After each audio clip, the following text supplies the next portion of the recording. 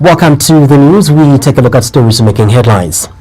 The police officer of Lusaka who was shot in the stomach with an AK-47 rifle by his fellow officer has died. And the government is actively considering the option of allowing former presidents to design and build houses for themselves. And now the news in detail. A police officer of Lusaka who was shot dead in the stomach with an AK-47 rifle by his fellow officer has died. Zambia Police spokesperson Esther Katongo has confirmed that Lennox Kapila, 26, died on Sunday, the 16th of January between 09 hours and 10 hours. Ms. Katongo has told Q News that this is despite his gunshot wound having been operated on at Levi Mwanawasa University Teaching Hospital, where he was rushed after he was shot. She states that the funeral is being held in Charleston Police Camp. Ms. Katongo has also disclosed that the officer who shot the deceased, Edwin Kawasia of Minwood, Kamoena Police Post, is still at large. She notes that Constable Kawasia dumped the AK-47 rifle and his uniform near Minwood Kamoena Police Post before going into hiding. Meanwhile, Home Affairs Minister Stephen Kampiongo has directed Inspector General of Police Kakuma Kanganjam to thoroughly investigate the case in which Constable Lennox Kapila was shot by a fellow officer at Minali Police Post. Mr. Kampiongo, who has regretted the incident in which Constable Kapila, who has since died, was shot by a fellow police officer, says as a Home Affairs Minister, he will not take the matter lightly. The minister has directed the Police Inspector General to ensure that the culprit is brought to book and that justice prevails in this matter. Minister Kampiongo has also noted the need for the police to look at what the Code of Ethics entails regarding such happenings during their investigations. Government is actively considering the option of allowing former Republican presidents to design and build houses for themselves. Secretary to the Cabinet, Roland Mshika, says government wants to be now giving former president hard cash as opposed to itself building them houses. Dr. Mshika says government has realized that the modality used in the case of former President Rupia Banda, who was given money to build his own retirement house, has proved effective. In an interview with QTV News, Dr. Msiska has disclosed that besides constructing the house in the shortest possible time, the entire cost of the house was about 25 million kwacha. Dr. Msiska states that it is therefore government's considered view that this modality be the one used to construct houses for the other former heads of state. He says that with this modality, former presidents will have the latitude of supervising the construction works on their own. The Secretary to the Cabinet notes that to this effect, widows of late presidents Levi Mwanawasa and Michael Sata have both requested that government uses this modality. He says that once the money is available, both widows will be given 25 million kwacha to design and supervise the construction of their respective late husband retirement houses. Because in this particular case, I think that the whole entire cost for President Banda's house is about 25 million kwacha, if I remember very well, but I can check the figures for you to confirm. Because as I'm speaking now, I have requests from the other two late presidents, such as widow. I've gotten the letter, and the late Mwanawasa I've gotten the letter. So once the money is available, the same modality will be given to them. They will supervise, and you see in a short while, as soon as you give them the money, in a short while, they will build and will stop paying the rentals that we are paying. Because what people are not talking about is, as soon as President Banda shifted from his rented house, which we are paying, again I can give you the figures, anything between $10,000 per month to whatever else. So as soon as he moved into that house, we stopped paying those rentals. So you start saving immediately. So it is actually in the interest of government to make sure that we release that money and let them supervise, build their own houses, and then we move on. Because in a total of 10 Lusaka residents affected by the contaminated water supplied by the Lusaka Water and Sewage Company LWSC have been treated in various health institutions. And Lusaka Province Minister Bowman Lusambo has instructed the LWSC to secure all its premises across the city as a way of addressing the issue of encroachment. The LWSC Minister Lusambo, who has described the supply of contaminated water by the LWSC as unfortunate, issued the instruction after visiting some of the affected families in Lusaka's Malata area. He has assured all residents affected by the contaminated water of government support in ensuring the situation is normalized and they begin to receive safe and clean water. Our staff Nakaunga has more in the following report. 2 weeks. Yes. Stina shiteli ya rise stina zibe chamenchalenge satinchani. So kubolo shiteli ya rise kubolo mbele after produce wakamba damu no manzi si ali bwino yamene tikumwa. Bad. Okay, da manza toka kuja manyama.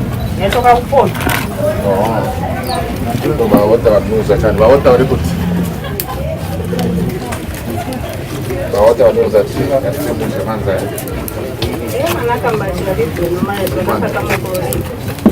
He is on a fact-finding mission. Despite being on leave, Lusaka Province Minister just couldn't sit back amid this calamity that has befallen some parts of Lusaka in the beginning of the new year. The entrance into the new year by some residents of Lusaka's Nyumbayanga, Napsa Complex and Malata areas wasn't as good and merry as anticipated, as they suffered from sudden diarrhea and vomiting, which was caused as a result of consuming contaminated water. According to Lusaka Province Health Director Dr. Konsi Tumwale, about 410 residents ranging from children to adults have been affected. Diarrheal diseases that affected this Malata community, also some parts of Highbex and also Bowlen.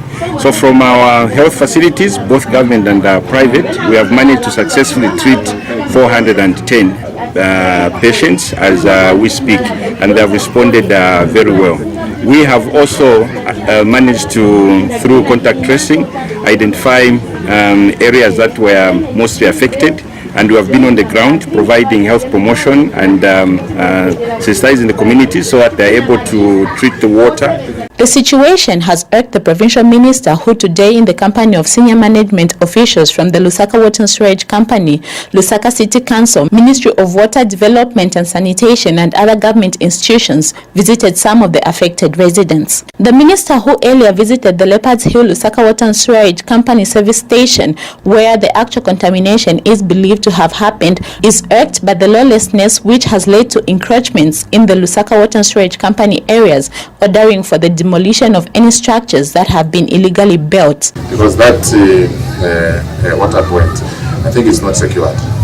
It's not secured not only to this type of situation. It's not secured even to our enemies. If it means sabotaging our area, they can easily do that. Because that area is so exposed to everyone.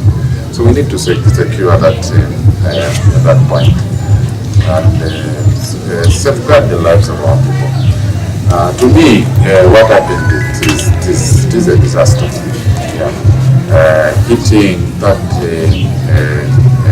number, 410 affected is not a simple number. Okay, some of us were not supposed to be here, but because of the situation we are here. I'm on leave actually, but this situation we can't be on leave. We can't enjoy our holiday when our people are affected, especially the young ones, the innocent young ones. Lusaka Water and Sewage Company and the Ministry of Water Development and Sanitation representatives had this to say on the measures they have put in place to rectify the situation.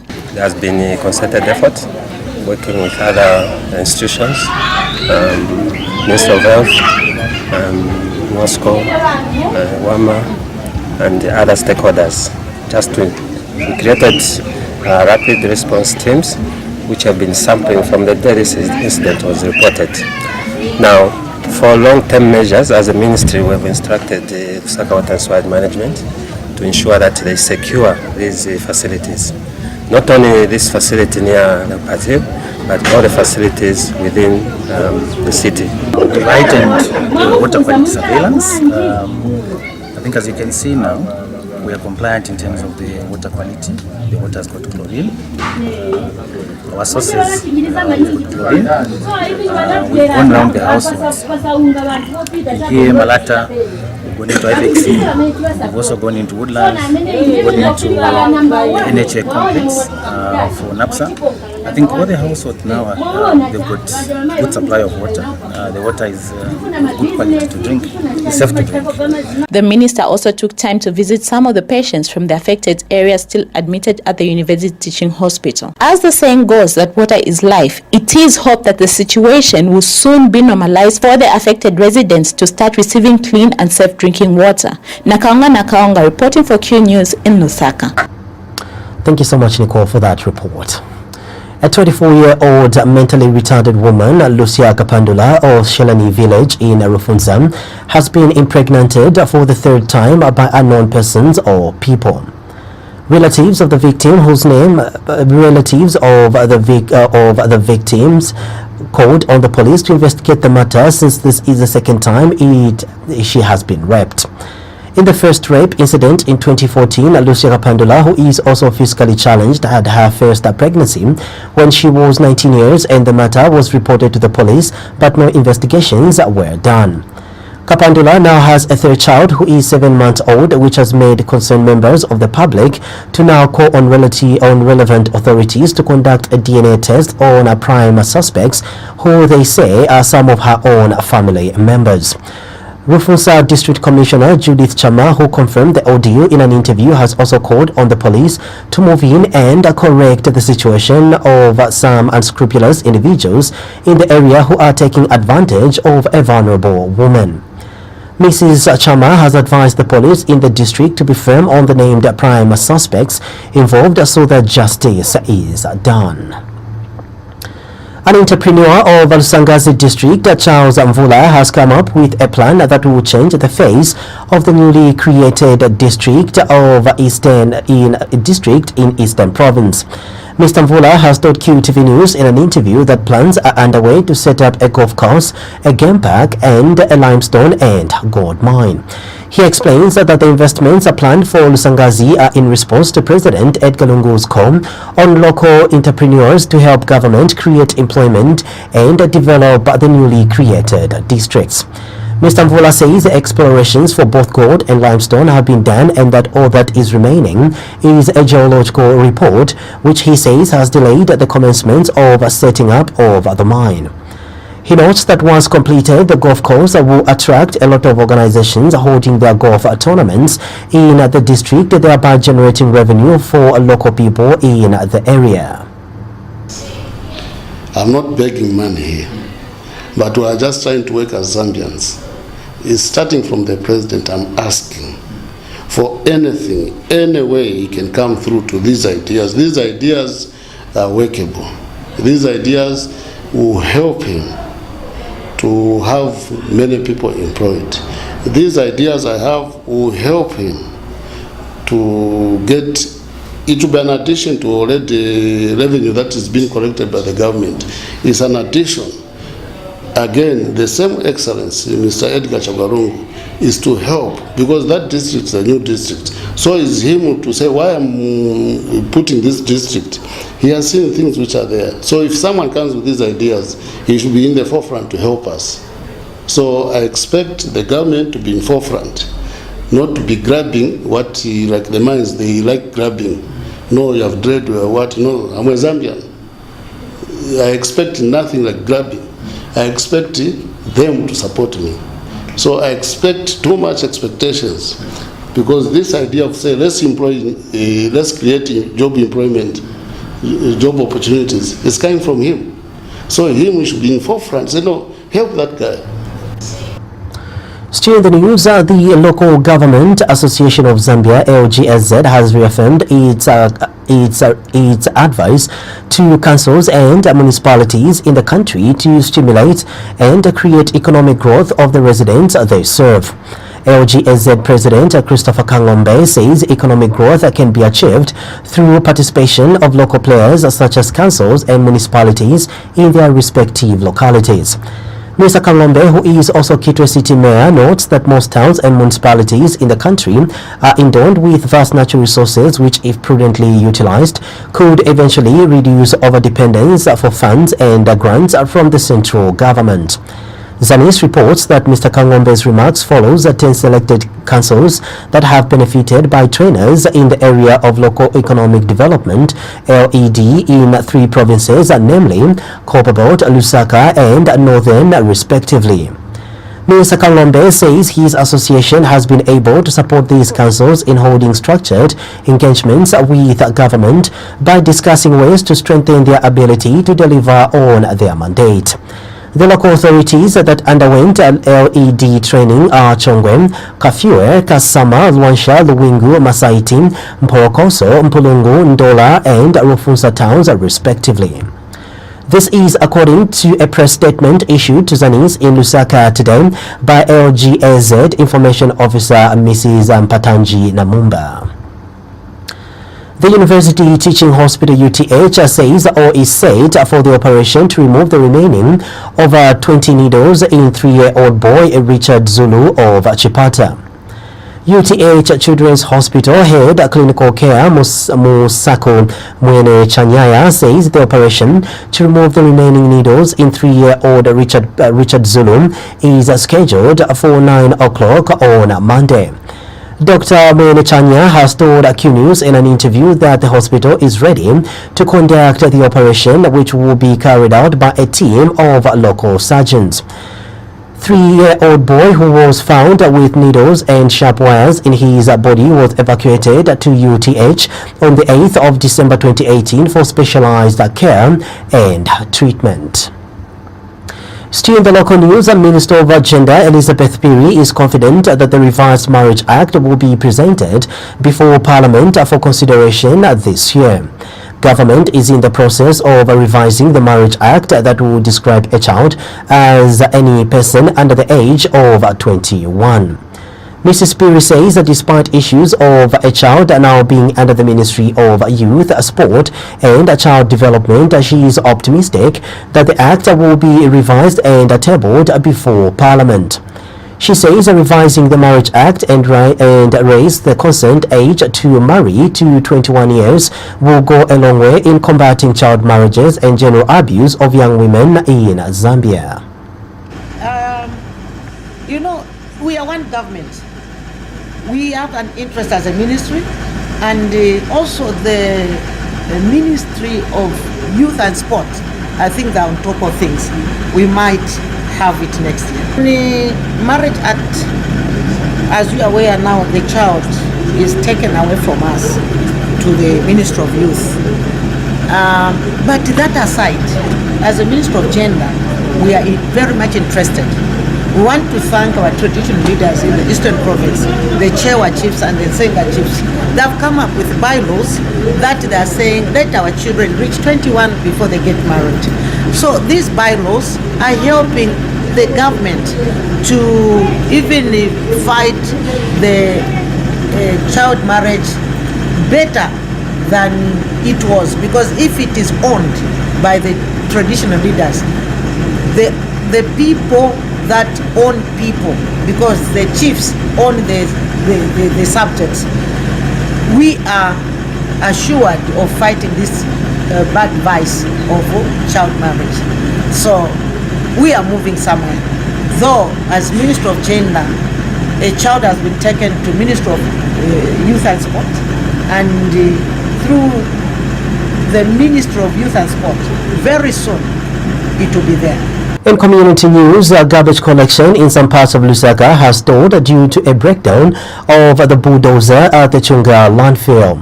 Lusaka City Council LCC Public Relations Manager George Chimba has confirmed the development to QTV News. Mr. Chimba says that the bulldozer which pushes the waste dumped at the dump site in Chunga further into the landfill has developed a fault. He says that this has also caused the trucks that collect waste from around the city to equally get marooned at the dump site. Mr. Chimbao ever states that the LCC has engaged the Zambia National Service ZNS and hired another equipment to use to push the garbage further into the landfill. He says the council is working tirelessly to ensure that it maximizes garbage collection in the central business district and surrounding areas, as the current situation has seen garbage piling up. The issue of garbage collection for the past 1 week hasn't been up to date in terms of collection. It's not 100%. The reason is simple. We had a challenge at the landfill. You know, we only have a landfill in Chunga. So what happened there is that the equipment broke down. The procedure is that when contractors collect waste from the townships, they go and dump there, but they don't go deeper into the landfill because of bad roads and also the kind of waste that is there, because they are metals and they usually puncture their tires. So they dump at some point. Then our men move in with bulldozers and front-end loaders to push the waste further so that they create space for more people to be dumping there. But when you have a breakdown in terms of a bulldozer, then it means you can't push the waste further. And so what happened was that these transporters or waste collection companies, they were stuck there. They could go there and be there for 3-4 hours without going back to collect again from the township. And so that problem at the landfill affected collection even in the townships. But we have since moved in and hired equipment here and there. ZNS is on hand as usual, and we hope that collection in the township will be maximized so that we stop seeing the waste that we are seeing now. So this waste is arising from that fact which I've explained, and we want to thank residents for being a little bit patient, but waste is not something that we want to keep for a long time. So we are on the ground as it can. We get to Mansa, where a Mansa-based Catholic clergyman says parents and guardians should always ensure that they follow the guidelines on ensuring that children under their custody are protected. Mansa Diocese Bishop Patrick Chisanga has also urged all parishes and mission schools in the area and the rest of the country to adhere to the child protection policy. Bishop Chisanga states that it is important to ensure that those entrusted with the responsibility of looking after children both at church and in schools uphold integrity in all that they do. He is of the view that children need to be protected from any form of abuse. Bishop Chisanga states that it is the responsibility of those entrusted to look after these children to see to it that they are protected from any form of harm or injury. He has further condemned those people who are in the habit of shielding perpetrators of child abuse, saying they are not being fair to the victims. The opposition political parties seeking to govern the country have been advised to be cautious that their continued insults of President Edgar Lungu will cost them in 2021. Zambian DNA Executive Director Spoki Mlemwa is reminding opposition political parties that it will not matter whether they form an alliance or not, insulting the head of state will have consequences. Mr. Mlemwa says that the opposition should be worried that Zambians are listening to the insults and disrespects they are showing to the office of the Republican president and he who occupies it. He has told Q News that the Zambian DNA prays that none of the opposition political parties will cry foul when again they suffer a humiliating defeat in 2021. Mr. Mlemwa says his organization foresees President Edgar Lungu and his political party winning the election with a resounding victory. He says that the Zambian DNA has based its prediction on the fact that President Edgar Lungu has proved to be a man of his words on most of the promises he has made to the Zambian people. The majority Zambians' formidable alliance with President Edgar Lungu and the PF will usher the Republican president back in office in 2021. Unlike the opposition UPND's alliance with 9 other political parties, which have nothing to offer Zambians except insult and disrespect for the office of the president and the person who occupies it, is headed yet again another humiliating defeat in 2021. It's our prayer that will not cry foul when they're defeated. However, President Edgar Lungu will yet again triumph in 2021 because he has walked the talk of fulfilling all his campaign promises, of delivering all-inclusive national development without leaving anyone behind. In view of the foregoing, we urge all Zambians to rally behind President Lungu and his PF government as he means well for this great nation. Meanwhile, political analyst Magdona Chipenzi has advised political parties that have formed an alliance not to heed to any discouragements coming from people against the decision to form a coalition. Mr. Chipenzi says that Zambia needs a very strong opposition, especially as the country goes for elections in 2021. He notes that the alliance will strengthen the opposition front, especially that for a long time now, the ruling Patriotic Front has mocked them of not existing in the country's political arena. If you have heard, the ruling party has been saying that there is no opposition.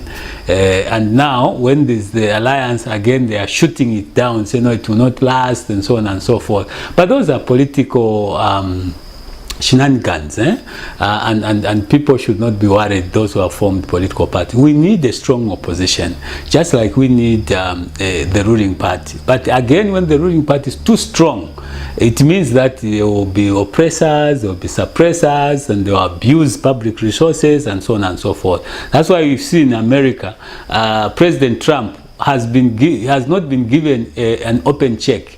They decided that the House of Representatives should be controlled by the opposition, so that the laws that come up to the Senate should be scrutinized with another eye.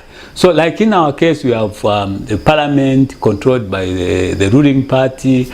You have actually all institutions controlled by the ruling party. So at the end of the day, the principle of checks and balances becomes very weak. So that's all we had for you in our news. But before we go, every couple of stories are making headlines once again.